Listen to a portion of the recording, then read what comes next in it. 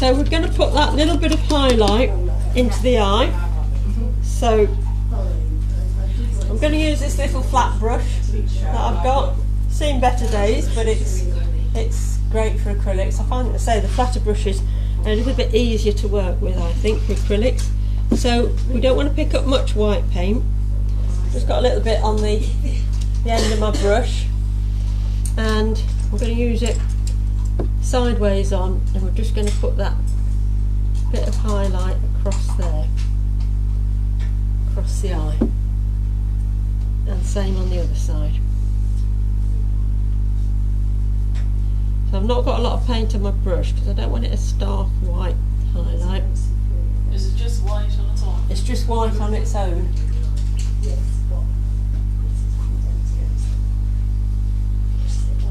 That one looks alright, that one looks a little bit strong, so I'm just going to wash my brush, dry it off on my bit of tissue, and just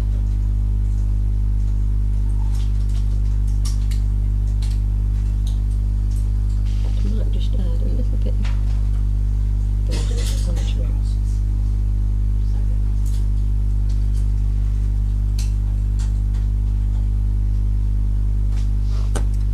Want that hint of lightness. I'm not worried that I've gone over my black because I can just touch that up there. There we go. So let's tackle the horns again now. We can put that base coat on like we did last week. So we kept it really, really thin, didn't we? Just a little bit of colour last week and lots of water. So instead of adding lots of water, we use our white. So white paint, we want to make it pinky first of all, so add a little bit of pink to it, and if I add a little bit of my brown to it, my burnt umber,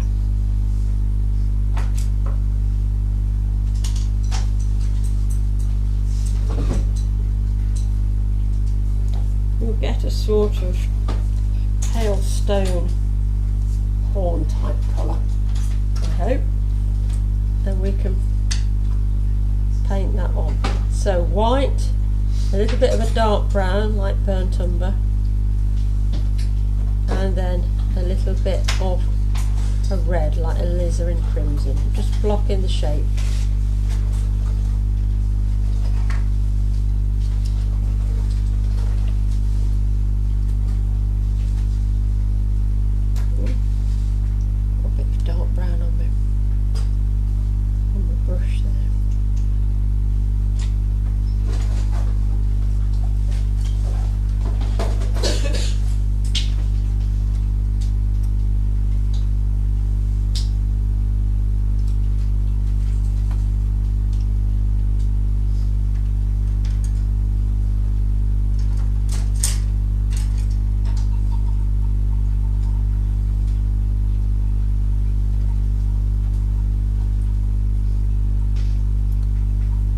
Thicken this one up a bit because the other one's a little bit thicker.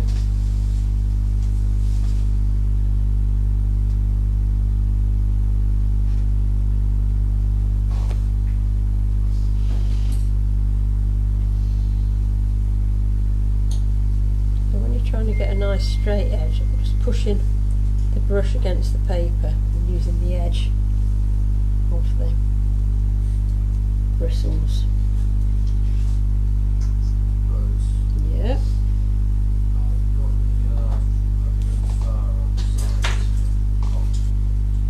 Oh, fur where?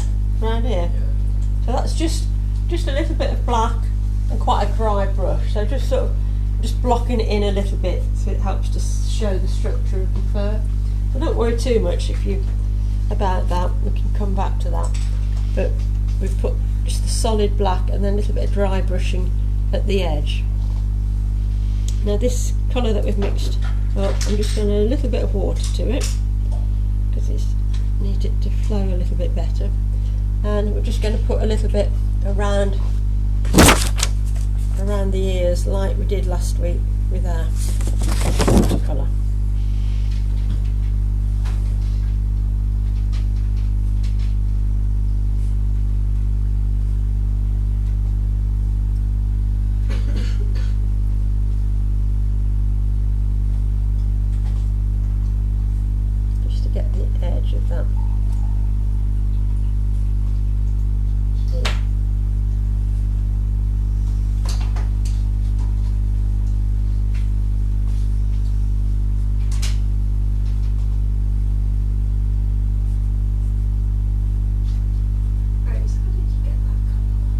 So white, Yeah. with a bit of burnt umber, I don't have I think there's some brown here as well. Only a little bit. And a little bit of red. Fraction, you know, we're talking like about 2%. It's mostly white. So it's mainly white. Add a little bit of brown to it, first of all, so that it goes this sort of stony colour, and then warm it up with a little bit of red. But they look so, I keep thinking one looks bigger, and then I'm making the other one a bit bigger. They'll be joining in the middle if I'm not careful. So, and then we're just going round the edges of the ear. Made that ear a bit big, so I've gone in a little bit.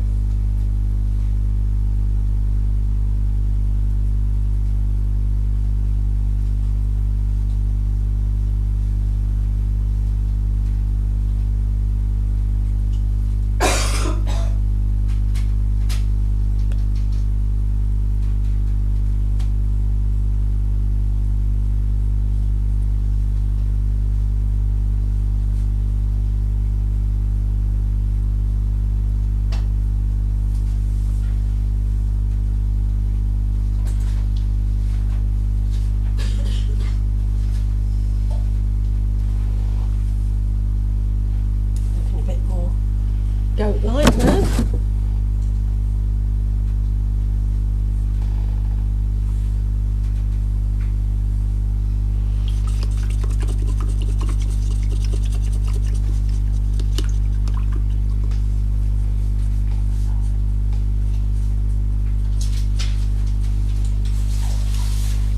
Now with this colour that we've made, I need to mix up a little bit more, so a bit more white, a bit more of my burnt umber, a little bit of my red, and I want to make it a little bit purpley, so I've added a bit of blue. And you can see that's gone a much sort of darker bluey grey now. And that with a touch more red. This is going to be the shadows on the horns. Yeah. So I don't want it all clogging up my brush, so again we just want it on the edge. I might tilt the powders a bit, and again we've got that darker bit of shadow and then a line coming around. What's the suggestion of these?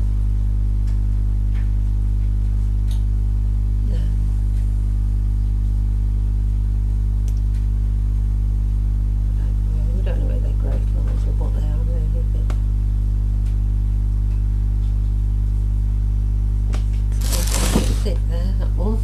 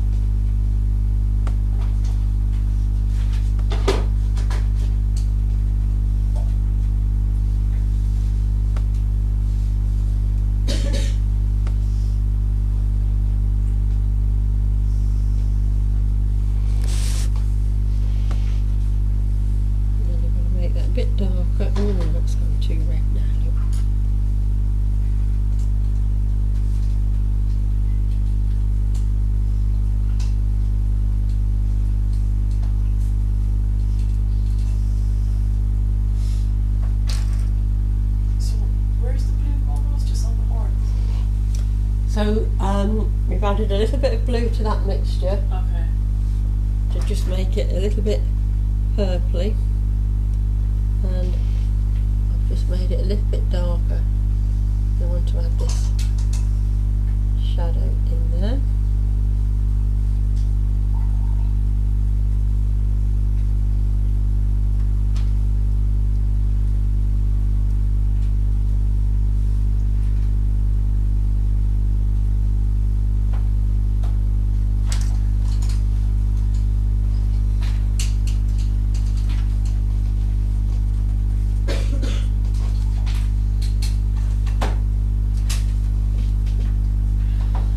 What are you laughing at? My walls are really far too close together. It's like virtually I'm a sure they unicorn. a unicorn.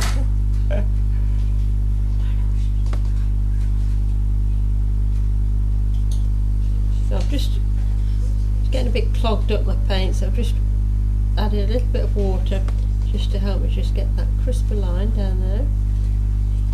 I get that nice bit of purpley shadow, and I might just add a little bit of that. That's nice colour just onto these bits of the shadow on the lines of the horns.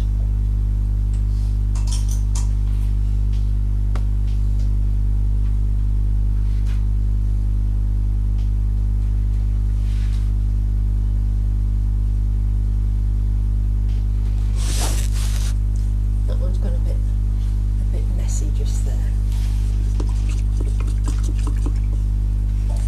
So what I'm going to do is I'm just going to try and remix that original colour. White, a little bit of brown, and a little bit of red.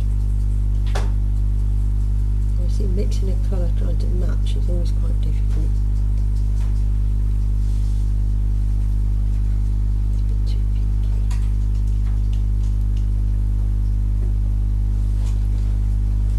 Just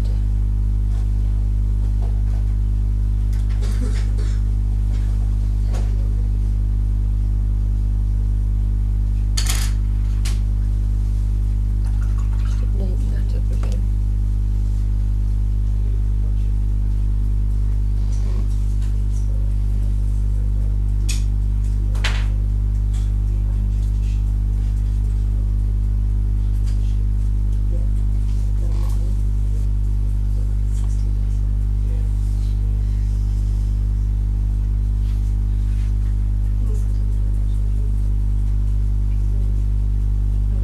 Softening those colours a little bit. Perhaps look even more purple up on the screen.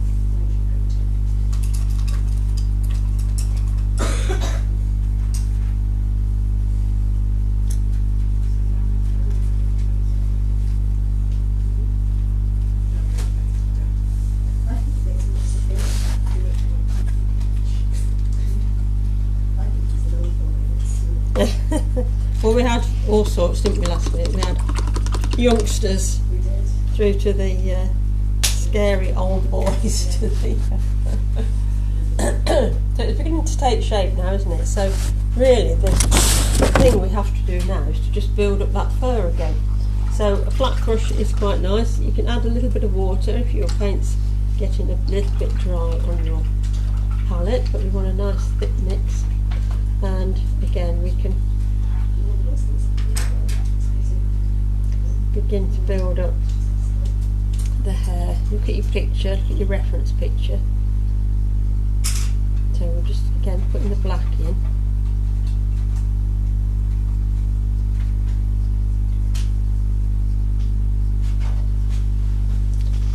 And if you want your brush to sort of give you that slightly broken effect, dry brushing, so not a lot of paint on your brush, that you get like that broken line.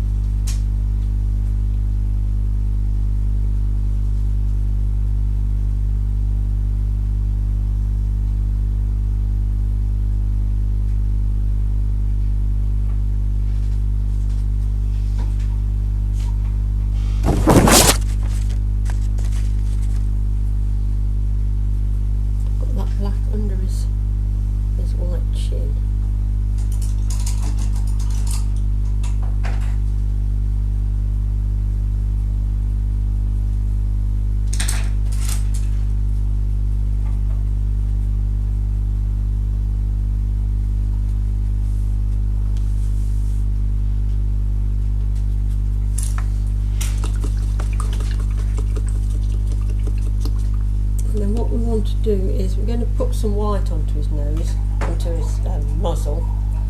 But if you just put white on top of white paper, you won't see it very well. So what I'm going to do is I'm going to take a little bit of that blue, lots of water, a little bit of black, lots of water, like this.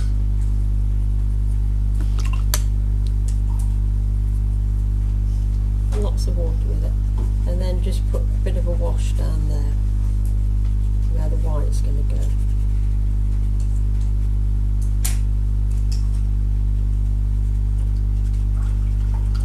Would you do the same watercolour?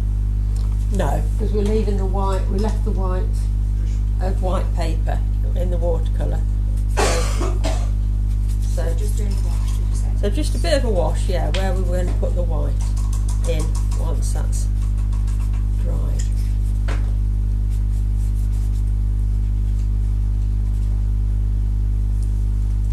It looks very scruffy.